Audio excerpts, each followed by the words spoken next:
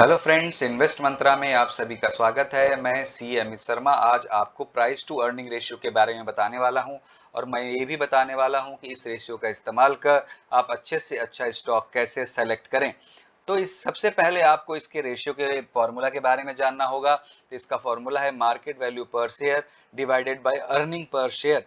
Market value पर share वो value है, वो प्राइस है जिस पर आज शेयर ट्रेड कर रहा है, और अर्निंग पर शेयर का फॉर्मूला है net earning available to common share holders divided by outstanding share over a certain period of time.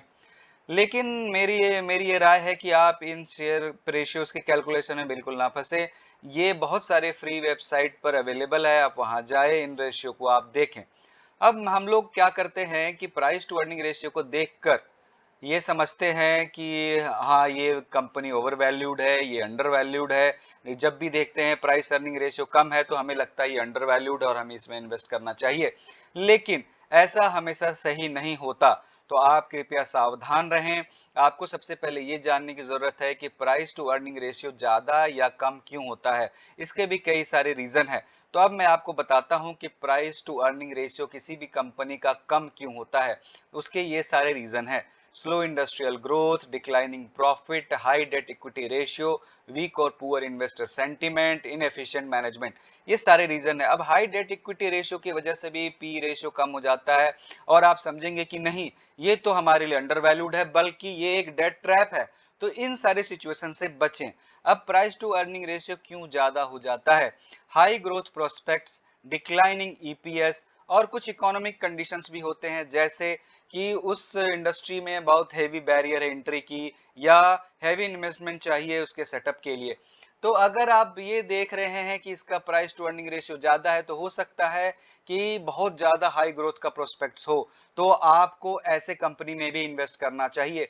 तो आपको इस दोनों बातों का बिल्कुल ध्यान रखना है। ऐसा नहीं है कि सिर्फ कम और ज्यादा देखकर ही आप अपना डिसीजन ले लें।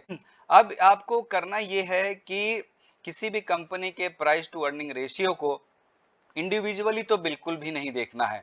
उस रेशियो को आपको उस इंडस्ट्री के पी रेशियो से भी कंपेयर करना है, और उस कंपनी के पिछले 5 सालों का जो पी रेशियो है उससे भी कंपेयर करना है, और अपने उस इंडस्ट्री में काम करने के लिए उस कंपनी के पेयर्स कंपनी को भी पी रेशियो को एक बार आपको कंपेयर करना है। तो इंडस्ट्रियल पीयू जैसे कि कोई कंपनी एफएमसीजी में काम कर रही है, तो एफएमसीजी की सिमिलर ग्रुप कंपनी का क्या पी रेशियो है उससे कंपेयर करें, उस इंडस्ट्री का क्या एवरेज पी रेशियो है उससे भी कंपेयर करें, और पिछले 5 सालों में उस कंपनी का क्या पी रेशियो रहा है उसे भी देखें। ये सारे डेटा अवेलेबल हैं वेबसाइट्स पर। मैं आपको आगे ये भी दिखाऊंगा प्रैक्टिकली कि आप उन रेशियो को कैसे देख सकते हैं। इसलिए आप इस वीडियो को पूरा देखें, तभी आप समझ पाएंगे कि मैं क्या बताने वाला हूं। अब मैं आपको बताता हूं कि पी रेशियो का लिमिटेशंस क्या है। जरूरी नहीं है कि आप पी रेशियो से ही ये डिसाइड कर लें कि कौन सी कंपनी अच्छी है या बुरी है, क्योंकि इस पी रेशियो का एक खुद ही अपना भी एक लिमिटेशन है। वो लिमिटेशन ये है कि ये सिर्फ और सिर्फ ईपीएस पे फोकस करती है। डेट इक्विटी रेशियो, आरओई, आरओसीए को बिल्कुल कंसिडर नहीं करती है। और दूसरा ये है, जो सबसे इंपॉर्टेंट पार्ट है, वो कि ये ईपीएस ग्रोथ को तो बिल्कुल भी कंसिडर नहीं करती है। तो हमें अब एक पेग रेशियो पर भी विशेष ध्यान रखना है। वो पेग रेशियो क्या होता है? तो price to earning divided by EGR. EGR मतलब earning growth rate over 5 years. आपको अगले 5 इयर्स के एक्सपेक्टेशन को ध्यान में रखते हुए एक ऐसा रेशियो देखना है जिसे कहते हैं पेग रेशियो। ये रेशियो भी आपको वेबसाइट्स पे अवेलेबल है, इसको आप वहां से देख सकते हैं। अब आपको ये देखना है कि अगर पेग रेशियो स्टॉक्स के ग्रोथ रेट से अगर जाता है तो ये स्टॉक काफी ओवर वैल्यूड है, और अगर peg ratio stocks growth rate से कम है तो वो अंडर वैल्यूड है।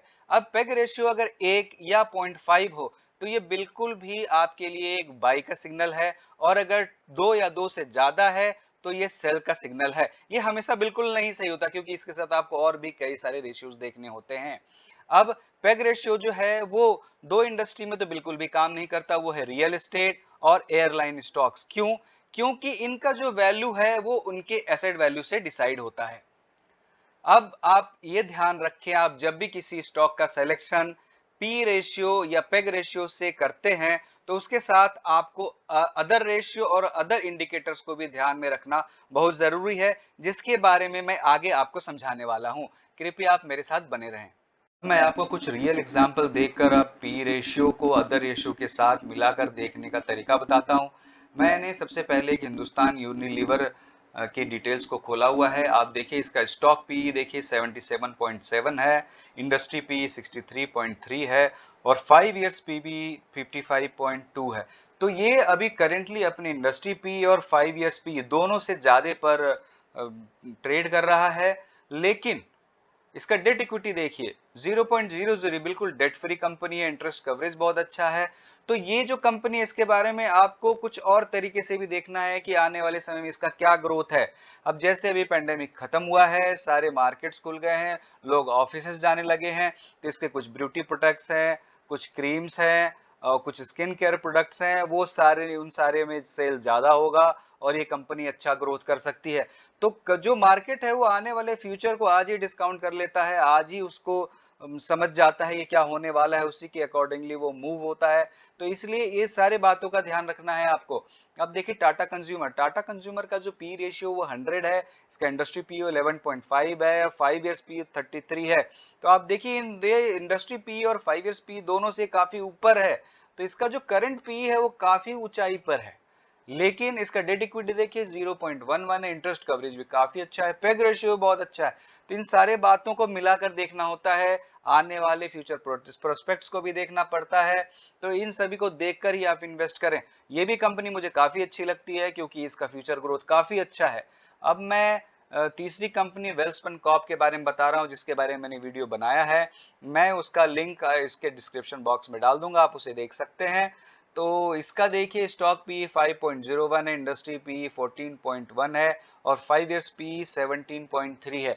तो ये जो करंट इसका पी है वो इंडस्ट्री पी और 5 इयर्स पी दोनों से कम है।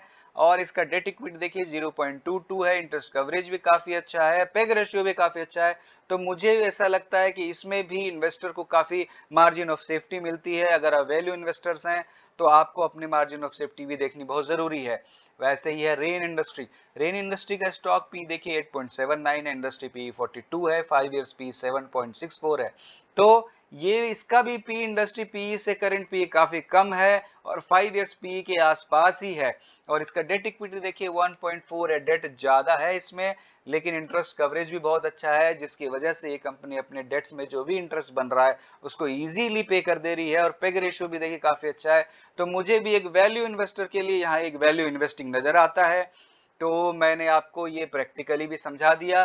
तो आपको अगर ये वीडियो अच्छा लगा तो आप प्लीज लाइक करें, कमेंट करें और अपने मित्रों और परिवार के सदस्यों के साथ जरूर शेयर करें। और आप मुझे मैं जो डिस्क्रिप्शन बॉक्स में डाल रहा हूं उसे उस लिंक को आप क्लिक करें और सारे वीडियोस को देखें। धन्यवाद।